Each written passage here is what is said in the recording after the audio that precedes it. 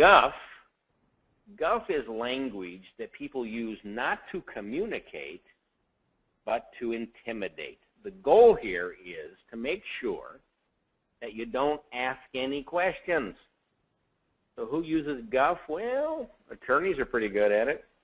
Sometimes physicians, politicians like it.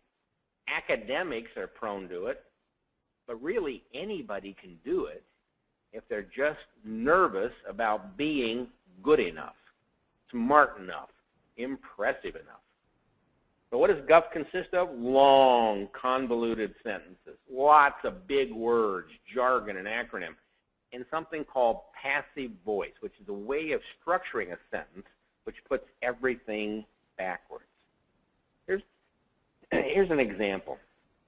If I said to you, Jill presented our proposal to Sally and Tom last week in Pittsburgh, and then said, so who presented it? Instantly, you'd say Jill. Jill presented our proposal. That's active voice. Jill did it. Jill presented. The subject did the action. But if I said our proposal was presented last week in Pittsburgh to Sally and Tom, now who presented it? It's still Jill, but it's just that much harder to decode. Avoid overusing passive voice structures. Keep your sentences short. Minimize the big words. Geek, well, you know what geek is. Geek is technical speak. It's language that's not appropriate for the audience.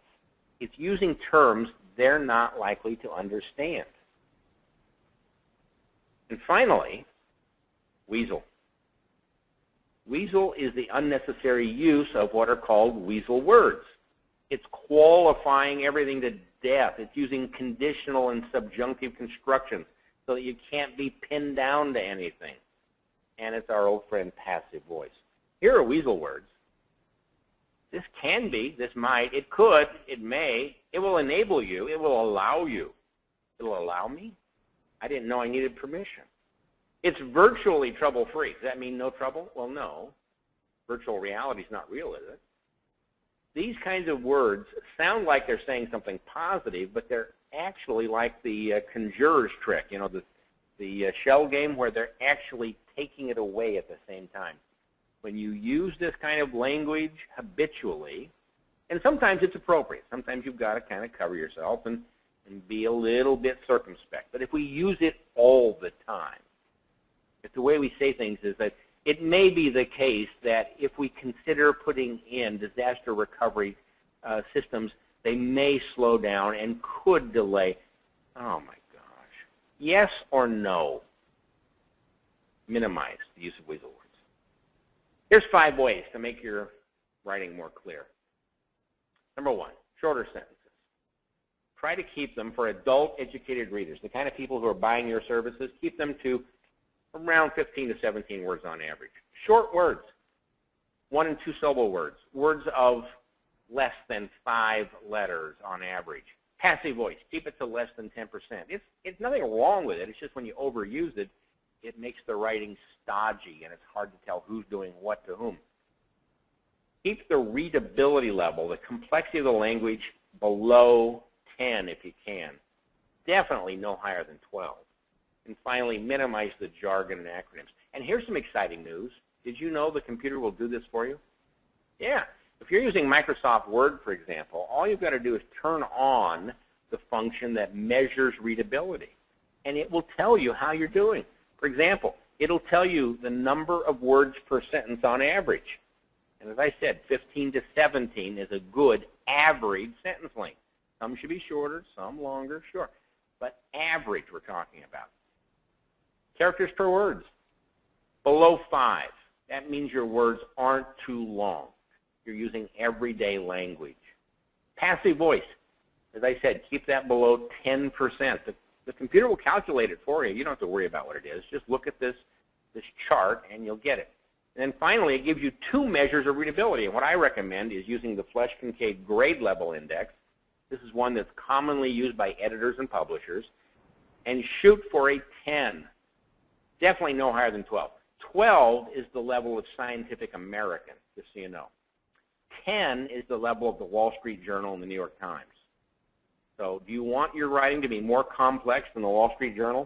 Do you want your proposal to be harder to read than an article in the New York Times? Probably not. Finally, minimize the jargon and acronyms. The computer won't do that for you, but if you ask your mother or somebody else who doesn't work in your business, does this make sense, and expect them to give you an honest answer, you'll find out if the acronyms need to be defined or if the jargon is too dense. All right, well, we've covered the gamut. We've talked about how we're going to propose to win with our proposals. We're going to use persuasive structure, needs, outcomes, solutions, evidence. That's the nose job. We're going to pack our case by answering 7 key questions. What's the customer's problem? Why is it a problem? What are they looking for in terms of results? Which results matter the most? What do we have to offer? Of the things we have to offer, what's the best fit? And finally, what makes us the right choice?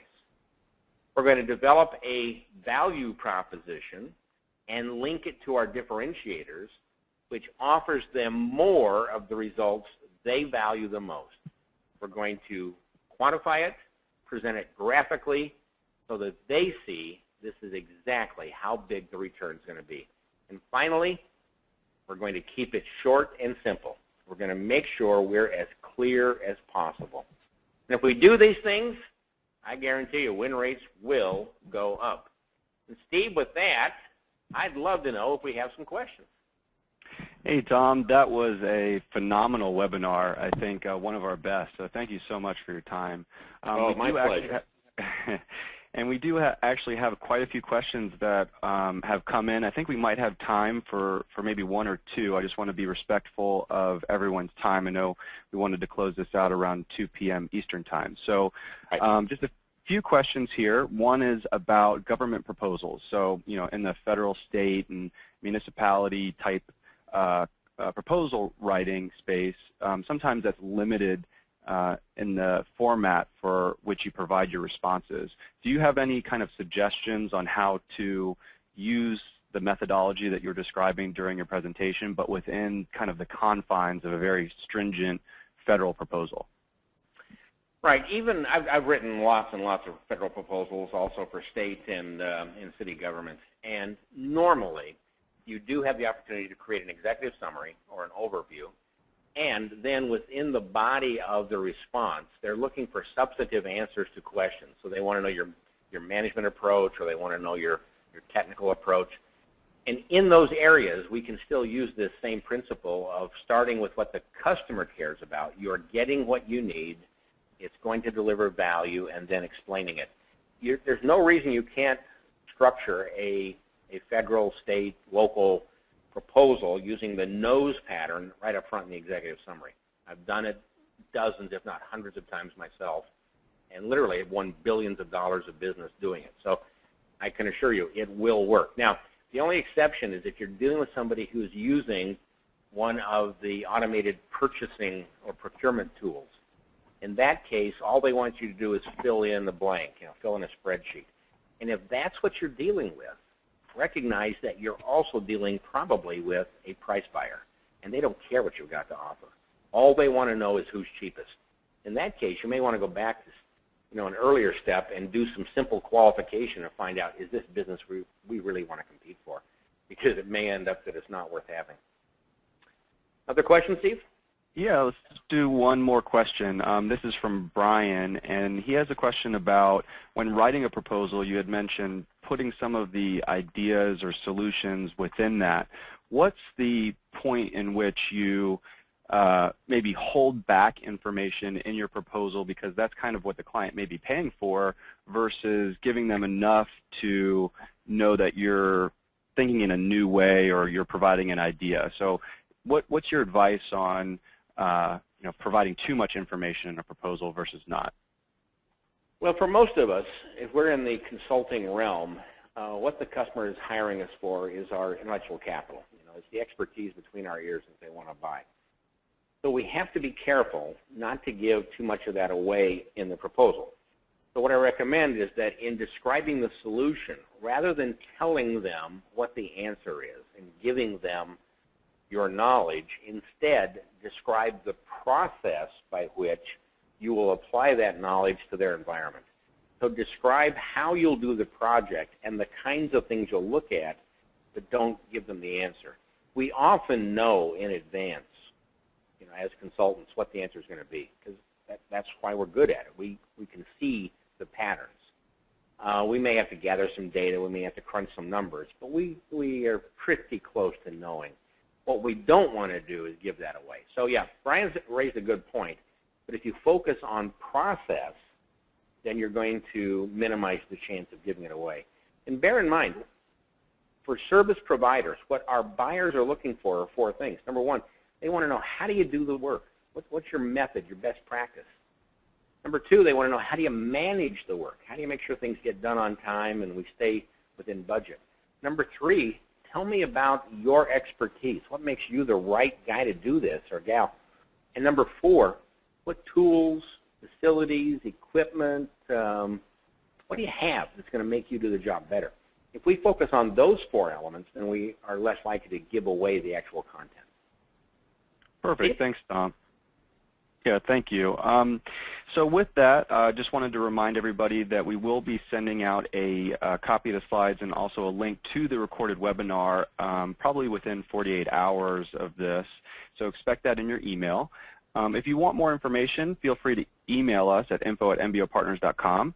You can visit our website. We have some pretty cool widgets to play with that have everything to do with consulting. You can do that. And you can also follow us on Twitter. We post really cool independent consulting and proposal-related content on our Twitter account, so you can do that at mbopartners.com. We have a Facebook account as well. And with that, I just want to say thank you very much, Tom, for being a speaker today on today's webinar. It was phenomenal, really great content. And yeah, that's it. Thanks, everybody.